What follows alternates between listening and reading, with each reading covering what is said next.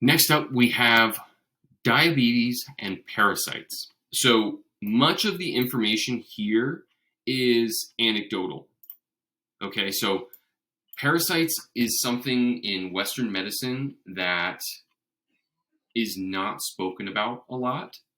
For whatever reason, I do not know. Much of the information that I've come across and my introduction to it in general, I've had diabetes for over 20 years. Didn't hear about any sort of parasitic origins until like 2 years ago when I found it on social media.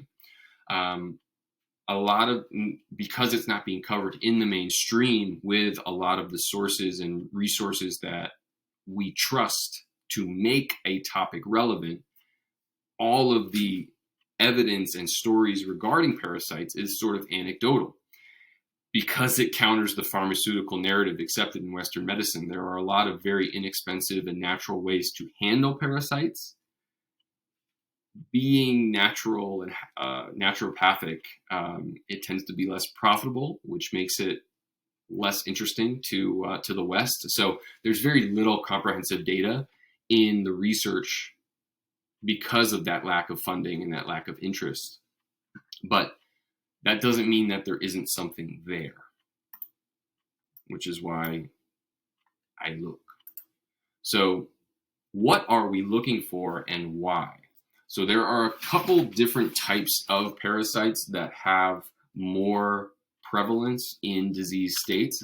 One of which is the liver fluke. That is something that is very popular in social media, talking about how liver flukes actually cause diabetes. People with type 2 diabetes have taken medications to treat liver flukes and their diabetes goes away. Again, there's no research supporting this. It's all anecdotal. Very few people talk about it openly, but we're making do with the information that we have. So out of this paper,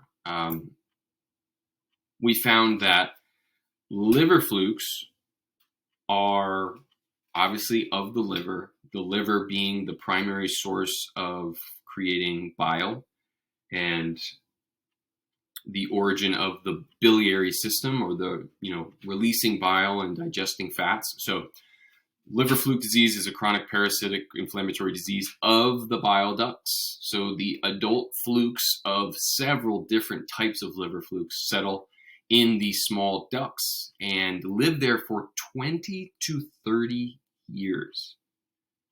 That is a long time. So these long-lived flukes, because they're living there, they are living, breathing, excreting waste, making eggs, what have you.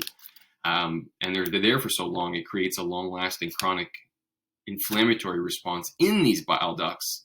And then this can cause inflammatory complications, hyperplasia, fibrosis, as well as collapsing of the bile ducts, right? So interesting thing is the vast majority of patients are asymptomatic, supposedly asymptomatic. They not in a way that can be traced to these flukes specifically, but the complications are stone formation, recurrent pyogenic cholangitis, which is inflammation of the bile duct, inflammation of the gallbladder, right? Cholangiocarcinoma is cancer of the gallbladder. So anybody dealing with gallbladder issues, stone formation, liver flukes tend to congest and complicate that system. Now, I've talked before about how one of my greatest healing experiences had to do with the flushing of gallstones, of bile stones, of liver stones. And when I read this paper talking about how liver flukes cause an abundance of bile stones, gallstones, I was intrigued because I had no inclinations that I had any deficits in my liver, my gallbladder, my ability to digest fats, anything. I tried this liver flush on a recommendation of a practitioner I was seeing, not knowing what to expect. And over the course of 6 months, which was anywhere from 6 to 8 flushes, I passed over 1,000 gallstones, and that's not hyperbole. I'm not overstating that. I mean that. Anywhere from the size of lentils, so something very, very small, all the way up to something the size of probably a nickel or a quarter, like very, very large gallstones. Again, I had no idea they were there. I had no reason to believe that they were there. But when I got rid of them, my health improved immensely. My digestion, my skin health, um, my energy levels. It was amazing. So when I found out that liver flukes are tied with bile stone formation, it really hit home for me, and I definitely wanted to look more into this. And then that snowballed into a bunch of different types of parasites. So pinworms, roundworms, protozoans, these single cell organisms, roundworms or pinworms. Pinworms aren't necessarily roundworms. There's a lot of different species of parasites that exist within the human body. Now, it's unclear whether or not parasites are all bad, right? Think of it like bacteria. Part of the human existence, part of what makes humans humans, is their relationship with bacteria.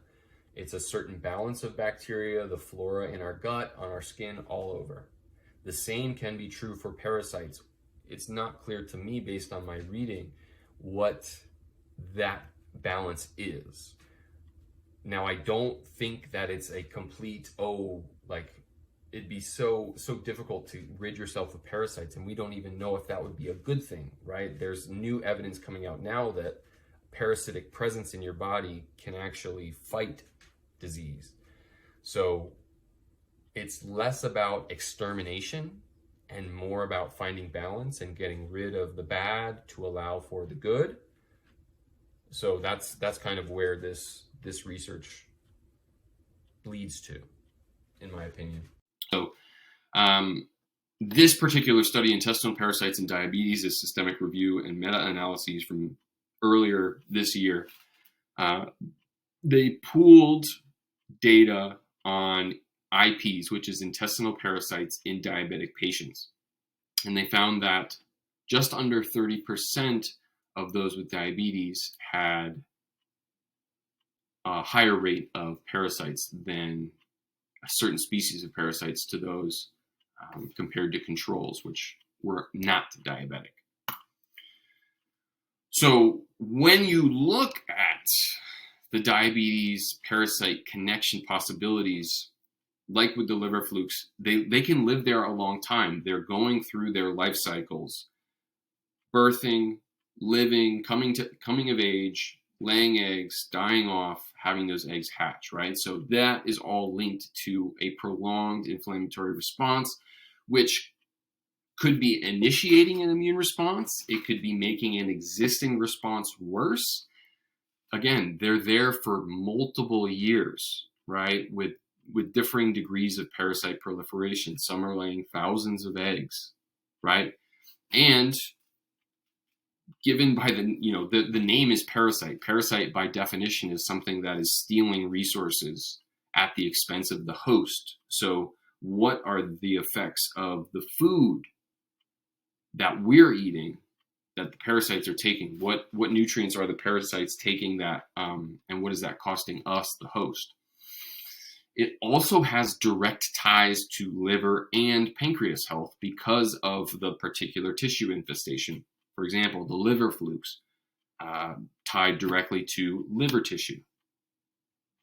We've talked before in this podcast about how important liver health is on the health of the pancreas, right? So is there something organ specific about certain parasites that make them more dangerous to a diabetic? That could be through the creation of fibrotic tissue, the immune response on those specific tissues, blocking the biliary system with those gallstones, the lymphatic system, and preventing the proper movement of lymph, and basically blocking the flow of immune support. flowing through our lymphatic system. So that's still not clear. But you have to wonder, after reading a little bit about it, is there a normal amount of parasites, right? Do we want to get rid of them all, or is this something where things have just gone awry and there's too many, or they're out of balance? How can we strike that balance where we have a symbiotic relationship with these parasites? Are there some that are more harmful than others? What are the treatments that I can do to strike a balance, kill off the bad? Are there certain strategies to killing them off effectively with all of these eggs being laid and all of the tissues affected? And why are they there in the first place, right? What made it possible? What about our bodily environment made it possible for them to find a home for so long? You know, they wouldn't be there if the environment wasn't good for them. So what's something that we can do to alter our body to make it less of a good place to live for these parasites?